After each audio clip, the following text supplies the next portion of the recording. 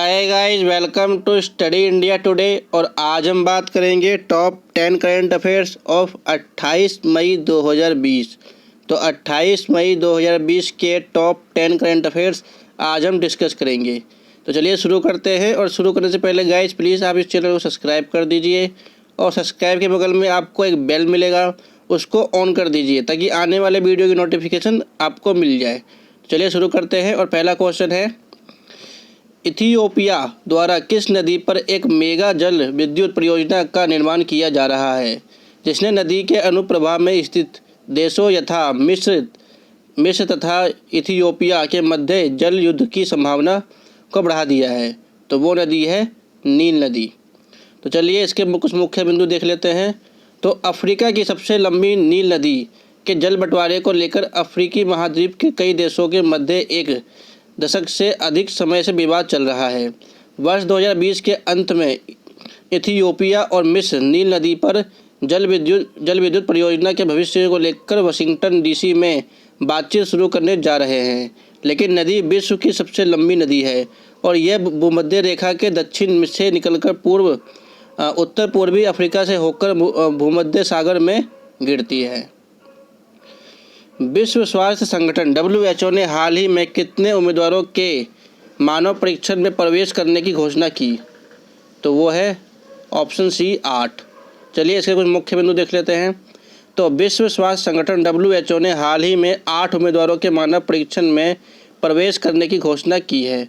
कई लोग human challenge trial में भाग लेने के लिए आगे आए हैं और ह्यूमन चैलेंज ट्रायल में वॉलंटियर को कोविड-19 वायरस के साथ संक्रमित किया जाता है और यह टीका विकास की प्रक्रिया को गति देने के लिए किया जाता है।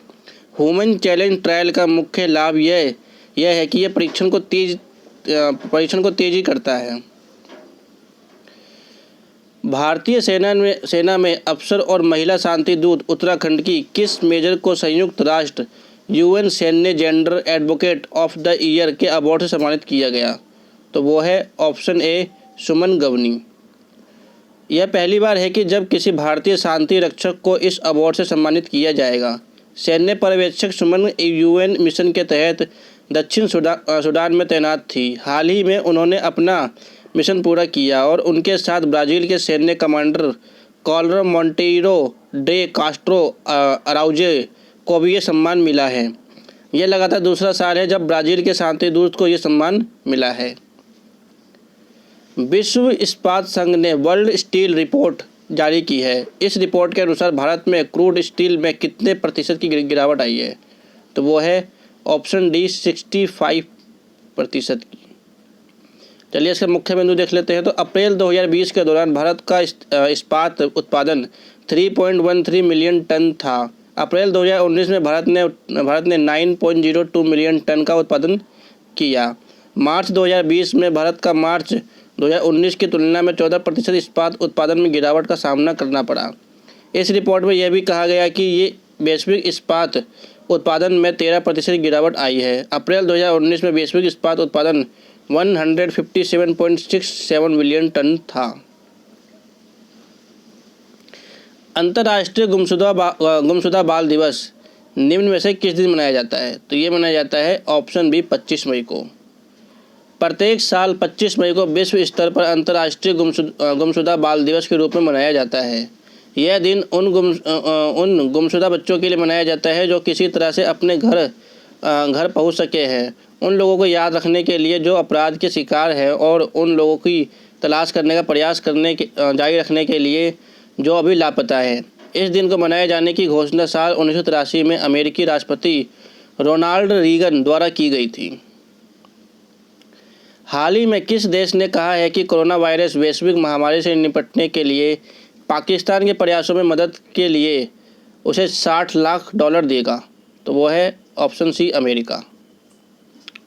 पाकिस्तान में भयानक तरीके से फैल रहे कोरोना वायरस के संक्रमण से निपटने के लिए अमेरिका $60 लाख की सहायता राशि देगा।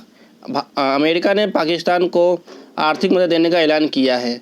अमेरिका ने कहा है कि धनराशि पाकिस्तान को उन स्वास्थ्य कर्मियों को और परीक्षण देने में काम आएगी जो अस्पतालों में कोरोना वायरस संक्रमण के गंभीर हालात वाले मरीजों को देखभाल करते हैं। उन्होंने कहा है कि इससे चिकित्सा केंद्रों में कोरोना वायरस फैलने से रुकेगा।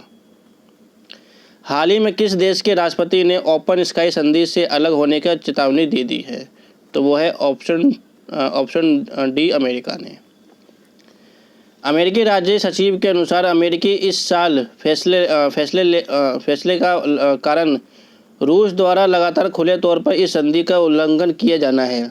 यह संधि सदस्य देशों को एक दूसरे की देश की सीमा में सैन्य गतिविधियों की जांच के लिए निगरानी उड़ानों की अनुमति देती है। हालांकि निगरानी के उड़ान शुरू करने में एक निर्धारित अवधि के पहले संबंधित देश को इसकी सूचना देना अनिवार्य है। इस संधि की अवधारणा शीत युद्ध की शुरुआत वर्षों के दौरान अमेरिकी राष्ट्रपति ड्वाइट आइज़नहावर ने प्रस्तुत की थी। इस संधि का उद्देश्य सदस्य देशों के बीच विश्वास को बढ़ाना और परस्पर सहयोग से अंतर्राष्ट्रीय स्थिरता को मजबूती प्रदान करना है। विश्व मौसम विज्ञान दिवस, वर्ल्ड मेट्रोलॉजी डे, निम्न में से किस दिन मनाया जाता है? तो ये मनाया जाता है ऑप्शन ए 20 मई को। विश्व मेट्रोलॉजी डे प्रत्येक साल 20 मई को मनाया जाता है। ये 17 देशों के प्रतिनिधियों द्वारा 20 मई को 1875 को मीटर कन्वेंशन से हस्ताक्षर की स्मृति में मनाया जाता है। इस वर्ष विश्व मेट्रोलॉजी दिवस 2020 की थीम वैश्विक व्यापार के लिए माप है और उत्पादों के मानकों और नियमों को सुनिश्चित करने के निष्पक्ष वैश्विक व्यापार को असुविधाजनक बनाने में माप की भूमिका के बारे में जागरूकता पैदा करने के लिए इस थीम को चुना गया था। हाल ही में किस देश के प्रधानमंत्री ने कोरोना के कारण देश में लगे आपातकाल को समाप्त करने का निर्देश दिया है? तो वो है ऑप्शन सी, जापान। जापान के प्रधानमंत्री शिंजो आबे ने कोरोना वायरस के संक्रमण को लगातार आपातकाल हाल ही में टोक्यो और 4 अन्य हिस्सों से समाप्त कर दिया है। इसके साथ ही जापान में लागू राष्ट्रव्यापी पाबंदियां समाप्त हो गई हैं। सरकार द्वारा गठित एक पैनल के विशेषज्ञों ने टोक्यो, पड़ोसी प्रांतों कानगावा, चिब और सेतामा तथा देश के उत्तरी भाग में स्थित होकाइदो से आपातकाल हटाने का मंजूरी दे दी है। गौरतलब है कि जापान के बाकी हिस्सों से आपातकाल इस महीने की शुरुआत में ही हटा लिया गया था। और आखिरी क्वेश्चन है आज का हमारा, हाल ही में किस देश के तेज गेंदबाज सोहान मुदुसनका को ड्रग्स रखने के आरोप में हिरासत में लिया गया है? तो वो है ऑप्शन डी, श्रीलंका। श्रीलंका के तेज गेंदबाज सोहान मुदुसनका को ड्रग्स रखने के आरोप में हिरासत में लिया गया है। श्रीलंकाई क्रिकेट बोर्ड ने तेज गेंदबाज सोहान मुदुसनका को हर तरह से क्रिकेट से तत्काल प्रभाव से बैन कर दिया है और सोहान मुदुसनका ने साल 2018 में बांग्लादेश के खिलाफ जनवरी में अपना वनडे इंटरनेशनल डेब्यू किया था। उसी मैच में सोहान मुदुसनका ने हैट्रिक ली थी और एक वनडे मैच और 2 T20 इंटरनेशनल मैच श्रीलंकाई टीम के लिए खेल चुके हैं। सोहान मुदुसनका चोट के कारण टीम से बाहर हो गए हैं और सोहान मुदुसनका ने फरवरी 2018 में अपने दोनों T20 इंटरनेशनल मैच खेले थे, जिनमें वो सिर्फ 2 विकेट चटका पाए थे। So this is the end of this video. उम्मीद करता हूँ यहाँ से आपको बहुत कुछ जानने को मिला होगा। Thanks for watching. God bless you.